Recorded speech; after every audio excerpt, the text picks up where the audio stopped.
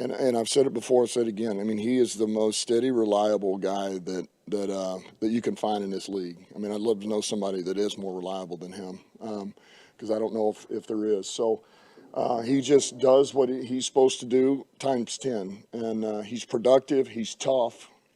He's physical. He's a game-changing type player. And it's just, the bigger the moment, the bigger he shows up. It does feel like that. That was Dan Campbell talking about Amon-Ra St. Brown, just to put a bow on the conversation about number 14 for the Detroit Lions. Amon-Ra had another monster day yesterday. 8 catches, 156 yards, and a touchdown. And he's just all over the field. And if the ball is thrown his way, he's going to catch it. We always talk about the best ability is availability, and who is more reliable on the Lions offense than Amon-Ra St. Brown. He just continues to get it done each and every time. That's one thing about this offense that's really good this year. And speaking of Amon-Ra St. Brown, Maz, might be a good time to bring up Troy Frable out of Pennsylvania. Finally got his Amon-Ra St. Brown jersey. So we appreciate you. Sorry it took so long. PA proud. Got you Amon-Ra St. Brown jersey, and he played well. But when this offense is complete, Ryan, when everybody's playing, when everybody's out there, David Montgomery, Jahmyr Gibbs, now that we know what Jahmyr Gibbs can do, and it seems like Ben Johnson has the pulse on that, are you ever nervous throughout the whole game? Like the whole game when I watched the Detroit Lions, I just believe they're going to get every first down. I believe they're going to score 29 to 30 points. I know Sam Laporta's probably going to score. First time he hasn't in a while. You just feel confident. Even at the end of the game, 4th and 2, there was never a doubt in my mind in what I thought Dan Campbell was going to do. And then there was never a doubt in my mind that they wouldn't get it. Like, they're so efficient when they're all together. This is a well-oiled machine. And that was game 1 of them being together. Man, I'm telling you, they have a nice stretch of time between now and the playoffs, because we know where we're going. The playoffs, to get this thing even better. That's scary. I'm glad you brought that up, Braylon, because I don't think there was ever any point in that game where I thought they could potentially lose that game. Even when Los Angeles came back and took the lead, you still didn't worry. And I think that's kind of the mindset shift that we have gotten to here in Detroit. Maz, it's a complete shift. Yep. I never thought they would lose that game yesterday at any point. And then back in the day, we never thought they'd win that kind of game. What they got to do is they got to get better on 3rd down. They are bad on 3rd down. They're better on 4th down than they are on 3rd down. That's true. And that 3rd quarter, they've got to figure something out. I don't know what it is about halftime, but they got to come out a little bit better on halftime. Again, it was going to be 3 and out if it wasn't for a penalty against the Chargers, and that kept that drive alive. They wound up punting the ball anyway. And if you go to Riley Patterson, he's been phenomenal this year, but he can't kick. A big leg. He can't kick past 45. Can we say 45 is his max? 42 and a half. And Dan Campbell in the 3rd quarter, if you remember, he had a shot like at a 48-yard field goal, and they punted. Jack Fox put him inside the 8-yard line.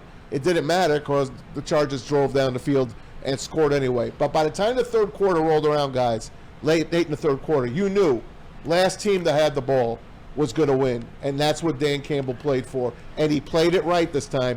He didn't play it right against Seattle, but he played it right here against the Chargers. He learned. And that's a good thing. That you, as a coach, as a player, the thing you want to be able to do is to get better. Learn from your mistakes. Or even if it wasn't a mistake, learn from where you were bad at something. And it seems like he's doing that. The 3rd quarter, man, you know what I think it is? And this just could be me watching as a novice fan. They got to be more aggressive in the 3rd. They come out the game in the 1st quarter, they start aggressive, they'll do things in the 3rd, they keep the momentum rolling in the 2nd quarter, and they have a lot of leads going and coming out of halftime. I'm thinking they start to get a little chill, just run the ball, get complacent, and ease into the 2nd half.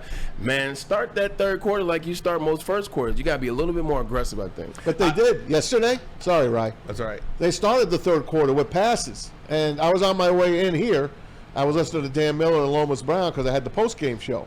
And they both spoke. Hey, Lions have been dominating with the run game. I don't understand why they haven't tried a run yet. So they started with 3 passes in the 3rd quarter. They did try to be aggressive. It just didn't work. I will tell you that 4th and 2 call at the end of the game, instead of kicking the field goal, was the moment in the game that had to happen. Yeah. That won him the game. That decision did win him the game. Just like Braylon, there was a decision in that opening game against the Chiefs as well. The decision to fake punt on the first drive at their own 17-yard line. Oh, my God. That won them the game in the first quarter. That decision won them the game that day. It didn't happen in the fourth quarter, but it happened in the first quarter. This decision to go, that was the only decision, Braylon, you could make, is to go for it in that 4th and 2. You could not give the Chargers the ball with a minute to go in the game when the Lions couldn't stop a nosebleed at that point. Whether they got it or didn't get it, it was the right decision. Definitely was the right decision. And the good thing about it, talking about the Kansas City game and then talking about last night or yesterday, the Los Angeles Chargers game, is when they go for it, they know they're going to go for it. They know they're going to try something. Everybody's on board. All the coaches are on board. The players are on board. And when they do, you always believe they're going to get it because they have the best intention. It's not one of those situations like, should we try something here? Like, maybe we do, maybe we don't. They are very decisive when they're going to do things. And when you come from that space of a decisive energy, everybody feels it's like, let's go get it. So I think that's the good thing for Dan Campbell. He's very decisive when he's doing these things and getting better. It is who they are, man. Yes. Listen to me. You have 4 downs to make 10 yards. I'm all in on going for 4th down as much as they think they can make it. I have no issue. I am not going to cry that they passed up a field goal, that they passed up a punt. I'm all in. I'm telling you right now, I'm all in. I believe what they're going to do. I'm with you, Coach. Do what the hell you want. You got 4 downs to make 10 yards and advance the football. Keep going. And the one 4th down that they didn't get, Bray, was they were up 10-3. Yeah. They had it 4th and 1 at the 13-yard line. And they had it 4th and 1 at the 1. The 1. And they didn't get in. Right.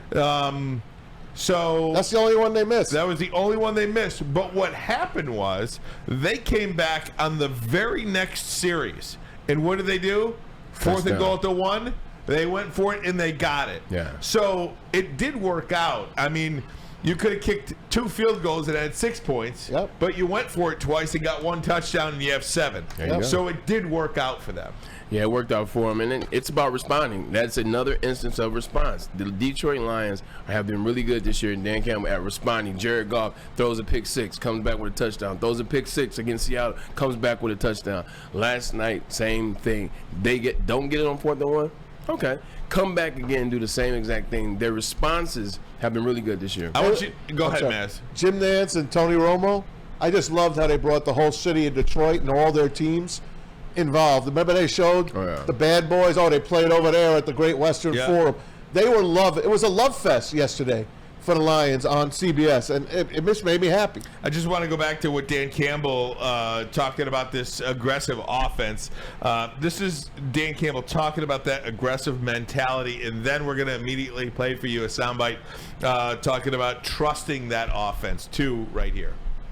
I told them all week we were going to play aggressive, and I wanted us to be ready to go, and we were, that was kind of part of the message. Our demeanor and the way we were going to coach and play. We were going to be aggressive. This group's been together for the most part for a while. There's really the new pieces are really Montgomery and Gibbs. I guess you could say Laporta, but Laporta, Gibbs, they've all and Montgomery have all proven that they're reliable pieces for us. The rooks have grown every year, and we have a lot of trust in all those guys. The O-line's the same, Goff's the same, St. Brown's the same, Josh Reynolds is the same, Khalif Raymond. So I've seen these guys function. I know how Ben Johnson will call a game if we want to play this way, and I believed it was the right thing to do, and I thought we'd get it. This football coach is going to make some calls that might make you, I don't want to say pull your hair out, but might go against the grain. Yeah. And that's what works for him. That's what works for this football team. And that's really, served them well. Once they've had the talent here to make some of these calls, like a 4th and 1 or a 4th and 2, yeah, you got your quarterback. In that quarter, Sam Laporta was the 3rd option on that read. Yeah. He was the 3rd option on that 4th and 2 that they went for it. And you had a quarterback and you had a rookie tight end, Bray, make the play. And you kill me for saying this. I'm sure I'll get killed, and it's fine. What else is new? What else? Aside from Travis Kelce, there isn't a tight end in the National Football League I'd rather have than Sam Laporta. And that includes Mark Andrews. That includes George Kittle. That includes TJ Hawkinson. There isn't a tight end in the league not named Travis Kelce that I would rather have than Sam Laporta. And this young man hasn't even completed his first year yet. I appreciate TJ Hawkinson. He was on my fantasy. Thank you for that 100. He kicked ass yesterday. I really needed that too. Thank you. But you're right. You know, and people can kill you for it because they're gonna say, "Oh, he's not better than George Kittle." You've seen what he's done over the last 4 years. I'm not talking about the last 4 years. I'm talking about right now, at the level that Sam Laporta is playing, at the level that they trust him to play, at the level that Jared Goff believes in Sam Laporta, at the consistency that he's played with this season. Hell, I've seen George Kittle disappear for 5 games. That one touchdown he had yesterday, his first touchdown in probably 4 weeks. That's the level that he's playing at. It's not about last year. It's not about 3 years ago. It's about what you're doing right now. And right now, Sam Laporta is playing with the best of them tight end. You trust him to catch the ball. You trust him to make big plays. And you trust him on third down. So he's playing at a high level, especially he's a rookie. Sam Laporta, 4 catches, 40 yards, including the big one there at the end of the game on the 4th and 2. He became the first tight end in NFL history to produce at least 3 receptions in each of his first 9 career games. He is also the first tight end in NFL history to produce at least 35 receiving yards in the first 9 games of his career. He is doing things we have not seen in the history of the game in the sport. Yeah, and sometimes, you know, like people, like with Sam Laporta, he just gets it done. Like he's an Iowa guy, he just comes to work and he gets it done. Sometimes people want it to be sexy or look a certain way or him to talk a certain way or him to say things or no. Sam Laporta is like, just give me the ball, I'll make plays. He's a simple guy that knows how to play this game at an elite level. He hasn't been the best the last couple of games. He hasn't had his best games. But 40 yards yesterday and that big catch at the end, that makes it all worthwhile. 40 yards, but you got to look at the disbursement of everybody else, though. He may have 40, but then you got 116 with David Montgomery, 112 with Jahmyr Gibbs, 156 with Amon-Ra St. Brown. So everybody was eating. And even Khalif Raymond, he came up huge at the end of the game. Huge play. 42 yards. So Jared Goff did a good job of distributing the passes throughout the skill positions. Bray, we hadn't even mentioned Gibbs. Gibbs joined running back James Jones in 1983. Is the only players in franchise history to produce at least 50 yards from scrimmage in each of their first 7 games. He had 77 yards rushing. He had 2 touchdowns, 3 receptions for 35 yards, 112 scrimmage yards on the day yesterday. Let me ask you this question. Okay. In all seriousness, is this the greatest single draft we have ever seen in the history of the Detroit Lions? Wow. The best 1-year draft we have ever seen. Jack Campbell played his best game as a Lion yesterday, by the way. I'll say this. He definitely did. Barry Sanders, that was the best draft ever. After Barry Sanders himself, then I'll give it to you. Barry might be the best player. Yeah. But the draft, I mean. Yeah. That was fine. the best. I'm just laughing with you. Right. To me, you can't top Barry Sanders. To answer your question, I agree with both of you. I obviously, Barry is the greatest, so yes, by default. We'll take Barry out of it. And I agree with you, Ryan Ermanni. If you look at what they're doing right now, Sam Laporta, Jahmyr Gibbs, these guys are operating at a high level. Like yesterday was What about Brian Branch? and that's exactly, and he's just What getting about back. So him Jack out there. Campbell?